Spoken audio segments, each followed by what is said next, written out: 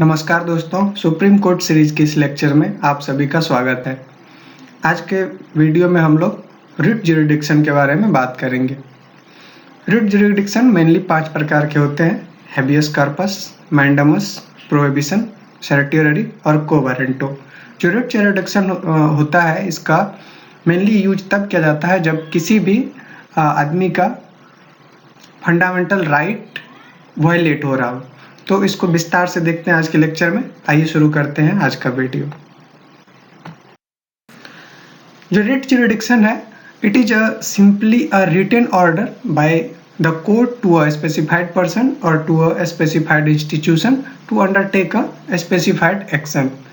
जो writ jurisdiction है, simply court का एक ऑर्डर होता है किसी भी आदमी को या किसी भी इंस्टीट्यूशन को, जिसमें उसको बताया जाता है कि आपने कोई एक्शन क्यों नहीं लिया, आपको एक्शन लेना चाहिए था, और कुछ केसेस में एक्शन नहीं लेने के लिए बोला जाता है। तो सिंपली रिट ज्यूरिडिक्शन जब किसी को ज़रूरत पड़ता है, किसी का फंडामेंटल राइट वायलेट हो रहा और जब वो कोर्ट को अप्रोच करता है, तो कोर्ट एक आदेश जारी करते हैं कि आपको ये एक्शन लेना चाहिए था और ये एक्शन नहीं लेना चाहिए था। नेक्स्ट है the supreme court under article 32।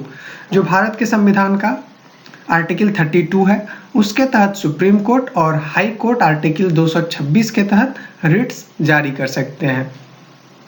और मेनली किस चीज़ के लिए? For enforcement of fundamental right and other right. Mainly जो रिट्स जारी किया जाता है वो फंडामेंटल राइट को इन्फोर्स करने के लिए किया जाता है।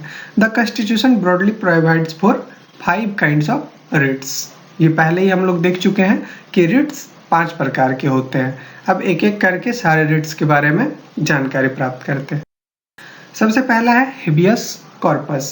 इसका मीनिंग होता है to have the body of. अगर किसी को इलीगली डिटेन किया गया है तो उसे जो कोर्ट होता है जिसके द्वारा ये हेबियस कॉर्पस इशू किया जाता है, वो उनके बॉडी को उनके समक्ष प्रस्तुत करने के लिए बोलते हैं।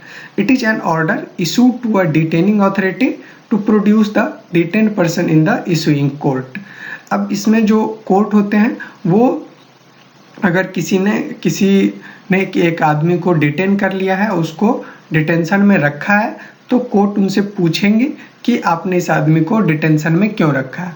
अगर ये डिटेंशन इलीगल होगा तो उस आदमी को फ्री करना होगा, अगर डिटेंशन लीगल है तो फिर डिटेन किया जा सकता है। If the detention is found to be illegal, the court issue an order to set the person free. अगर किसी ने गलत तरीके से किसी भी आदमी को डिटेन कर लिया है तो उस केस में कोर्ट उस आदमी को बोलता है कि आप इसको फ्री कर दीजिए। Hence this writ is against arbitrary detention. तो हैबियस कॉर्पस क्या होता है? काफ़ी इम्पोर्टेंट है। अगर किसी भी आदमी को इलीगली डिटेन कर लिया गया है तो वो आदमी हैबियस कॉर्पस उसके लिए जारी किया करते हैं कोर्ट, और उस आदमी को इलीगल डिटेंशन से बचाया जा सकता है। दूसरा है मैंडामस। इसका मतलब होता है वीक कमांड। मैंडामस में क्या होता है? ये एक आदेश होता है। आदेश में क्या बोला जाता है? अगर किसी आदमी ने किसी ऑफिस में कोई काम है किसी का, या कोई उसका ज़रूरत का चीज़ है और वो रुका हुआ है, तो उस केस में कोर्ट क्या करते हैं? एक रिट जारी करता है उस ऑफिस को या उस पर्सन को कि आपने ये काम नहीं किया है और आप ये काम कीजिए। It is an order issued to a public official to perform his official duties.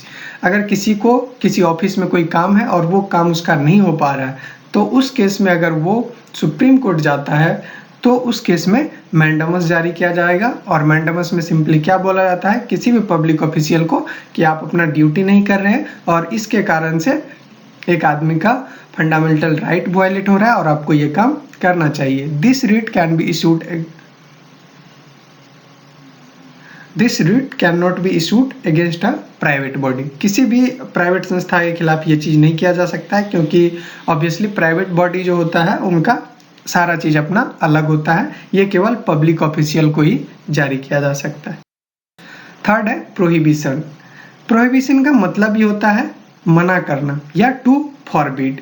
It is issued by a higher court to a lower court to prevent the lower court from exceeding its jurisdiction. कभी कभी क्या होता है कि जो lower courts होते हैं वो अपने ज्यूरिडिक्शन से आगे जा कर के किसी भी मैटर में अपना डिसीजन देने का कोशिश करते हैं, तो उस केस में प्रोहिबिशन, जो हायर कोर्ट होगा वो मना कर देगा कि नहीं नहीं आप ये काम नहीं कर सकते हैं। The mandamus directs activity but the prohibition directs inactivity. देखिए मैंडेमस में और प्रोहिबिशन में एक कनेक्शन है। जो मैंडेमस था उसमें ऑर्डर दिया गया था कि आपको ये ड्यूटी करना चाहिए था, लेकिन प्रोहिबिशन में क्या होता है, एक तरह से जो हायर कोर्ट होता है वो लोअर कोर्ट को बताता है कि नहीं आपको ये काम नहीं करना चाहिए। तो यहाँ से देख सकते हैं कि मैंडेमस में क्या होता है, पॉजिटिविटी है, वो कोई काम करने के लिए बोल रहा है, लेकिन प्रोहिबिशन में क्या है, नेगेटिविटी है, ये किसी काम को रोकने के लिए कहता है। तो इस तरह से अगर हम कोरिलेट करते हैं तो निश्चित रूप से याद रखने में आसानी होगा। तो मैंडेमस क्या करता है, एक्टिविटी शो करता है, लेकिन प्रोहिबिशन क्या करता है, इनएक्टिविटी को डायरेक्ट करता है। It can be issued only against judicial and quasi judicial authority. जो प्रोहिबिशन है वो हमेशा जुडिशियल और क्वासी जुडिशियल अथॉरिटी के अगेंस्ट ही जारी किया जा सकता है।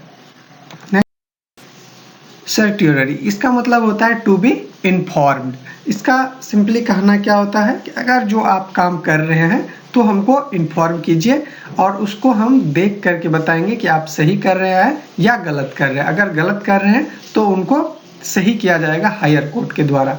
तो इसमें बोला जाता है कि it is issued by a higher court to a lower court to transfer a case to issuing court. तो सर्ट्यूररी में क्या होता है, इंफॉर्मेशन मांगा जाता है हायर कोर्ट के द्वारा किसी केस से रिलेटेड और उस केस को फिर स्टडी किया जाता है। देखिए यहाँ पर जो प्रोहिबिशन था, प्रोहिबिशन में डायरेक्ट मना कर दिया जाता है, लेकिन सर्ट्यूररी में क्या होता है, उस केस को जो हायर कोर्ट होता है अपने अंडर ले लेता है और अपने हिसाब से उसको फिर से, अगर इन्होंने डिसीजन दे भी दिया है तो उसको क्योर कर सकता है। मीन्स अगर इन्होंने गलत डिसीजन दिया है तो वो सही डिसीजन दे सकता है। तो इसको अगर हम प्रोहिबिशन से कोरिलेट करेंगे तो पता चलता है कि prohibition is only preventive but certiorari is both preventive as well as curative. तो प्रोहिबिशन में क्या होता है, डायरेक्टली मना कर दिया जाता है कि नहीं आप ये काम नहीं कर सकते हैं, लेकिन सर्ट्यूररी में क्या होता है, प्रिवेंटिव, उसको मना तो किया ही जाता है कि नहीं आप ये काम नहीं कीजिए, एज वेल एज क्यूरेटिव। अगर उन्होंने कोई डिसीजन इस केस में दे चुका है पहले से तो उसको फिर से सही किया जाता है, मीन्स उसको क्योर भी करता है। सबसे लास्ट है क्वो वारंटो। इसका सिंपली मतलब होता है कि किस अथॉरिटी से, अगर कोई आदमी बोलता है कि मैं यहाँ पर ये पदाधिकारी हूँ तो, और वो पदाधिकारी है या नहीं, तो इसके लिए जो क्वो वारंटो जारी किया जाता है और उससे पूछा जाता है कि क्यों, आप किस अधिकार से ये काम कर रहे हैं। It is issued against a person who claims a public office.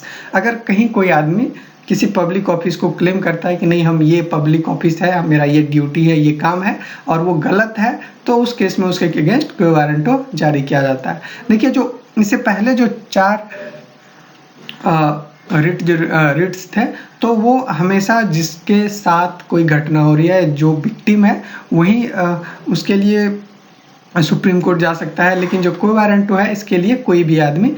तो इसमें लिखा है कि unlike the other 4 writs this can be sought by any interested person and not necessarily by the aggrieved person.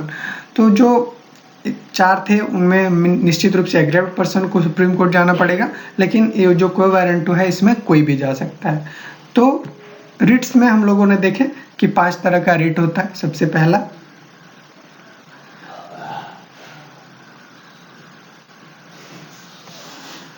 पहला था हैबियस कॉर्पस। उसमें अगर किसी भी आदमी को इलीगली डिटेन किया जाता है तो उस केस में जारी किया जाता है।